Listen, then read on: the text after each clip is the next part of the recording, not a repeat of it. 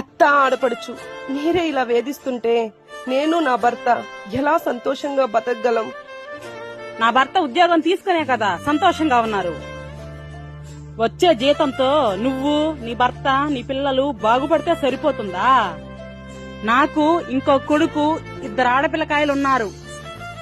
ఏంటత్తయ్యా 11 సంవత్సరాలు ఉమ్మడిగానే కదా మనమందరం బతికాం. ఇప్పుడు మేం వేరొచ్చాము. ఈ 11 సంవత్సరాలు వచ్చిన జీతంతోనే కదా అందరం కలిసి బతికింది.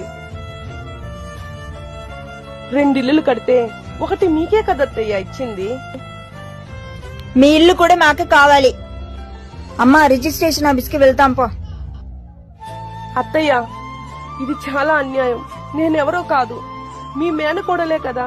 మీరు నాకు మేనత్త.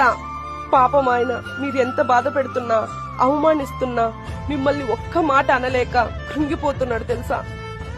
నిజమే, ఇది మామయ్య ఉద్యోగమే వచ్చింది.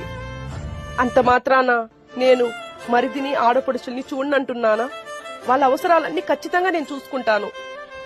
మమ్మల్ని దొంగల్లాగా చూడడం, అవమానించడం దయచేసి చెయ్యకండి.